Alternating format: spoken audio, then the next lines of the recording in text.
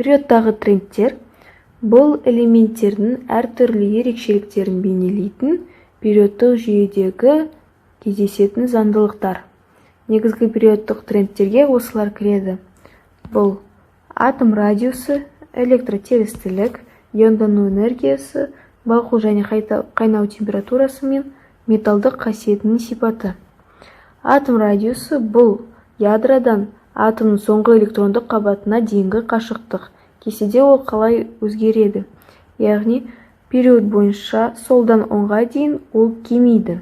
Неліктен? Электрондар саны артқанымен период бойынша электрондық деңгей саны өзгермейді. Сондықтан атом радиусы да өзгермейді деп ойлауыңыз мүмкін. Алайда электрондармен бірге ядроға протондар да қосылады. Ал бұл протондар қосылған сайын оны зарядтайды ядроны.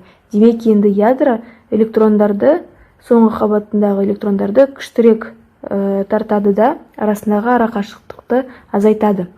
Сонымен қатар бұл осы ядроға протондардың қосылуымен бірге ядрода үлкейе бастайды. Үлкейгенімен ол соңғы электрондық қабатқа дейінгі арақашықтықты азайтады. Ал атом радиусы топ ішінде жоғарыдан төмен қарай өседі. Бұл скрининг эффектісі мен жаңа қабаттардың пайда болуымен байланысты, яғни соңғы электрондық қабаттар қосыла бергеннен кейін арасындағы арақашықтық көбейе түседі. Ал скрининг эффектісін біз кейін талқылайтын боламыз. Келесі тренд бұл электротерістілік. Ол дегеніміз атомның электрондарды өзіне тарту қабілеті.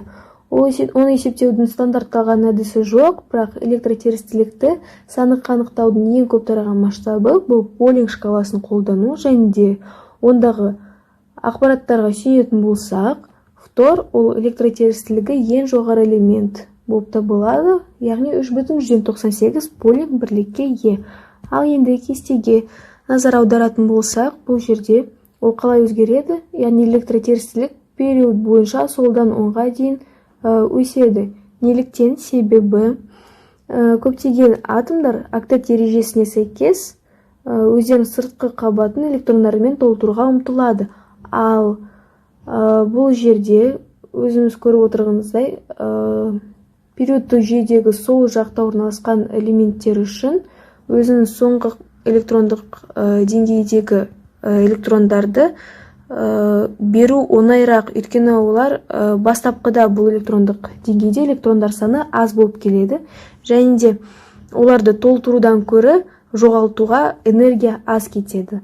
Ал керісінше периодтық кестедегі оң жақтағы элементтер үшін бұл электрондық деңгейде бастапқыдан көп электрон орналасқан, және де оны тарту оңайырақ.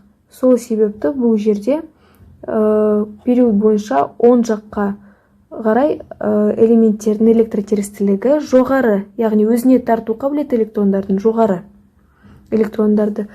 Және де сонымен қатар бұл жерде протондар санының қосылуымен де байланысты, яғни жаңағыда талқылап кеткендей атом радиусында ядрода протондар саны көбейген сайын оның соңғы электрондық қабатындағы электрондарға әсер ету күші де артады.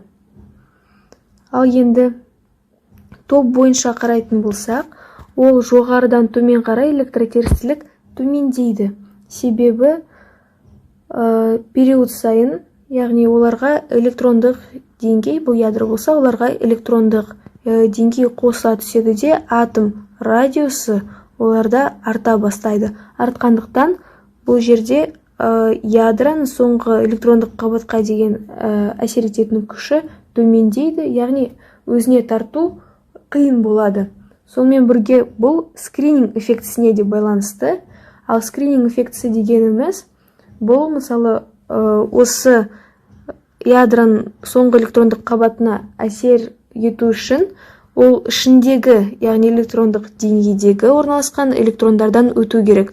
Ал осы электрондар болса, бұл күштің соңғы электронға жетуіне, яғни кедергі жасайды, экран сияқты жауып тұрады, бөгет болады. Сол себепті оны кейде экрандау немесе скрининг эффектісі деп те атайды. Сондықтан осы жерде периодта кестедегі астында орналасқан элементтер үшін, төменірек орналасқан элементтер үшін өзіне электрон қосып алу қиынырақ болып табылады. Бұл трендті қалайша біз есімізге сақтай аламыз? Яғни фтор, оны кестеден белгілеп алатын болсақ, өйткені ол электротергістілігі ең жоғары элемент. Және де содан период бойынша және де топ бойынша стрелкаларды саламыз. Осы стрелкалар арқылы, яғни стрелкалар бойынша олардың бағытымен электротергістілікте азая түседі. Иондану энергиясы бұл газ фазасындағы бейтарап атомнан электронды шығаруға қажет энергиясы. Тұжырымдалық тұрғыдан иондану энергиясы электротергістілікке қарама-қарсы. Яғни бұл энергия неғұрлым аз болса, атом катионға оңай айналады. Және де әдетте периодтық жүйенің оң жағындағы элементтер иондану энергиясын төмен иондану энергиясына ие. Өйткені жаңа талқылап кеткенде олардың электротергістілігі өте аз. Және де периодтық кестедегі оң жақтағы элементтердің электротергістілігі жоғары болғандықтан, олар электрондарды өзіне қаттырақ тартқандықтан, оны жоғалту ол үшін қиын, яғни көп энергияны қажет етеді. Сондықтан ол электротергістілік сияқты период бойынша сол жақтан оң жаққа қарай өседі, және де топ бойынша төменнен жоғарыға қарай өседі. Себебі бұл жерде де скрининг эффектісі орын алады. Металдық сипат электрондарды жоғалту қабілетін, ал металдық емес сипат электрондарды тарту қабілетімен байланысты. Кестеге қарайтын болсақ, ол иондану энергиясы сияқты период бойынша оңнан солға дейін металдық сипат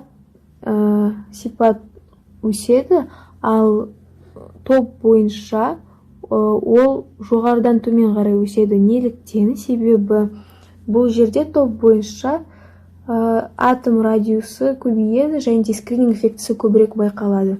Ал периодтар бойынша бұл жерде, яғни солдан оңға дейін протондар мен электрондар саны артқан сайын, электронды тарту қабілеті жоғарылайды да металдық емес сипатқа ие болады. Периодтық жүйенің балқу және қайнау температурасының трендін келесі ереже арқылы түсінуге болады. Заттың молекулалар арасында әсер ететін күштер неғұрлым күшті болса, соғұрлым балқу және қайнау температурасы жоғарылайды. Алғашқы 4 периодтағы балқу және қайнау температурасының үрдістері төменгі кестеде көрсетілген. Тренд өте күрделі, өйткені элементтің атомдары арасындағы күштерге әртүрлі факторлар әсер етеді. Бірақ осы жерде бірінші периодқа қарайтын болсақ, сутегі және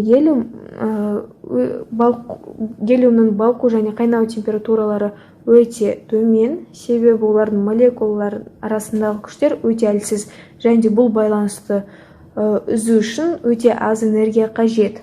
Бірақ екінші периодта литийден көміртекке дейін температура жоғарылайды, себебі литий ол периодтық жүйенің сол жағында орналасқан, және металдық сипатқа ие болғандықтан ол металдық байланыс құрайды. Ал период бойынша оң жаққа қарай ауысқан сайын элементтер өзара коваленттік байланыстар құрайды, ал коваленттік байланыстар металдық байланыстарға қарағанда берік және күштірек болып келеді. Сондықтан оларды үзу үшін көбірек энергия және де жоғары температура қажет. Үшінші периодтағы тренд екінші периодтағы трендке ұқсас болады, алайда келесідегі металдардың балқу және қайнау температурасы өзгереді, себебі ауыспалы металдардың өзіне тән ерекшеліктер болады.